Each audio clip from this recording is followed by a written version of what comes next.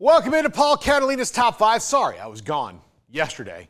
I know that you use this to make it through your week. I get it. I can be addictive. I'm like the cocaine of sports talk or the heroin of sports talk, depending if I put you up or put you down. I don't know.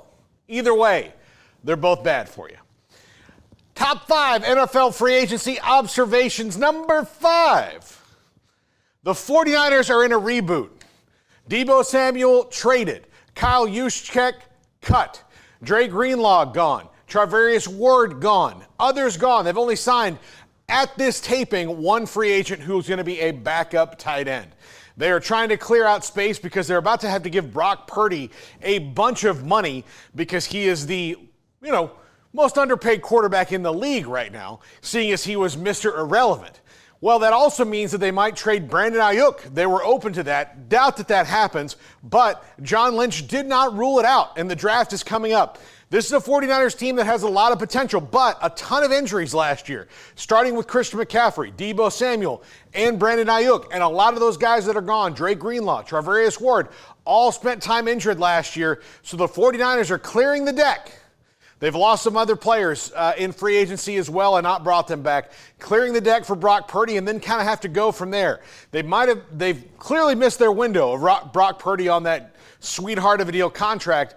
Now he's going to have to play out on what is league value for a start of his effectiveness. Now, I know there's a lot up for debate about Brock Purdy, but you still can't deny that he's a starting level NFL quarterback, and those just don't come around all of the time. Number 4, the Commanders are all in. Trades for Deebo Samuel and Laramie Tunsil. Right now they got Jaden Daniels on the rookie contract, like the 49ers did with Brock Purdy, and the 49ers were even better because he was the last pick in the draft and not the second, like Jaden Daniels. But they clearly have a window here with Jaden Daniels on his rookie contract. So they have some wiggle room to go and add Laramie Tunsil and give him an extension, add Deebo Samuel and give him an extension, and do things on the defense and give people extensions, move people in and out like Jonathan Allen off to the Vikings, but they're still making moves and they're being very aggressive. Why are they doing that? Because now is the time to strike. It's been a very long time. They can taste it being in the NFC Championship game last year, and they're trying to make smart moves and not waste this chance that they have, because in about 3 years, you're going to have to pay Jaden Daniels a bunch of money, a lot of it, and some of these moves will go away. So in the short term, Laramie Tunsil, Deebo Samuel, and these others, great moves that can really help that offense and invigorate a fan base that was beaten down for so long. Josh Harris ain't messing around. Number 3, the Cowboys, unsurprisingly, tiptoe through free agency again. They've made several moves. Javonte Williams at running back, Robert Jones at guard, re-signing their own. They brought back Kevontae Turpin and Trent Sieg and, of course, Osa Odigizua.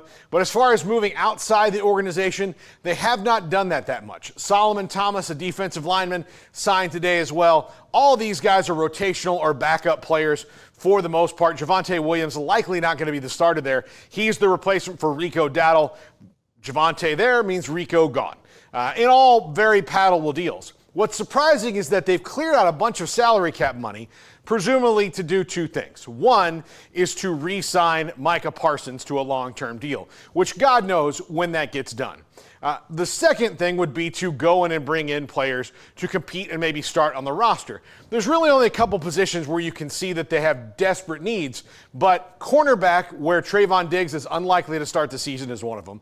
Linebacker is the most desperate need because they don't have that many on the roster at all. I mean, actual healthy linebackers on the roster. They're going to have to sign 2 or 3 in free agency before the draft or around it anyway, not to mention what they do in the draft at that position, and a legit number 2 wide receiver, whether that comes in the draft or you make a deal for somebody, but a lot of those guys are off the board now.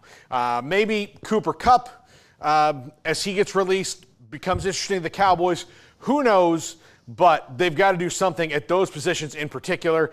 And there's still questions at guard, even though they did sign Jones from the Dolphins, who started every game last year, but will be in a competition with Brock Hoffman, assumably, for that right guard job, replacing the legendary Zach Martin, who retired just last week. Number 2, the Bucs are on top of it, bringing back Chris Godwin on a team-friendly deal because Godwin, Evans, and Baker Mayfield are the three amigos. They are thick as thieves. They want to run this thing together. Not only that, a brilliant move, bringing in Hassan Reddick to help their pass rush, which was not good last year. And Hassan Reddick did not like being a Jet. Did not like being a Jet is all. He's going to Tampa. That should really help their defense. He replaces the now departed Joe Tryon-Shoyinka, who went to the Browns, but an upgrade, even though he was a malcontent last year, gets his contract, will play in Tampa. Todd Bowles will do a great job with him there on that defense. And number 1, Ben Johnson is loading up on the front for the Bears. 2 trades. And then signing a center. Their offensive line, now a completely new look, was a disaster for Caleb Williams in year 1. Look, they've got young wide receivers, good wide receivers, in DJ Moore and Rome Odunze. They've now got an offensive line in front of Caleb Williams that will block for him, including last year's first-round pick, or 2 years ago's first-round pick, Darnell Wright. Bringing in Joe Thuney, huge. Drew Dalman at center, huge. Making the moves they made for the offensive line, really, really good. Braxton Jones, right now the starter at left tackle. Plus, it allows them to make moves in the draft and maybe draft an Ashton Genty at 10, which would distress me, as you know, because I have the dream of him going to the Cowboys. But if you can up that running game, help out Caleb Williams in any way, shape, or form, that would be huge for Ben Johnson in year 1. And you know he loves his running backs coming from Detroit, where he's got the two-headed monster of David Montgomery and Jahmyr Gibbs. Now he'll try to get that done again in Chicago. The Bears are not messing around. They also brought in longtime Falcons defensive tackle Grady Jarrett. They are not messing around. Bears and Commanders really trying to capitalize on their young quarterbacks. Jaden Daniels, obviously a much better year last year than Caleb Williams, but Caleb Williams did not have the offensive line in front of him. Now he does. You put it on Caleb, you put it on Ben Johnson. The moves they are making are strong. Now, nobody wins this thing just in free agency, but so far, the Bears and the Commanders jump out to me as teams that are making moves, and the Bucs especially. That's going to do it for this Top 5. We will see you tomorrow. Smokey, say bye-bye.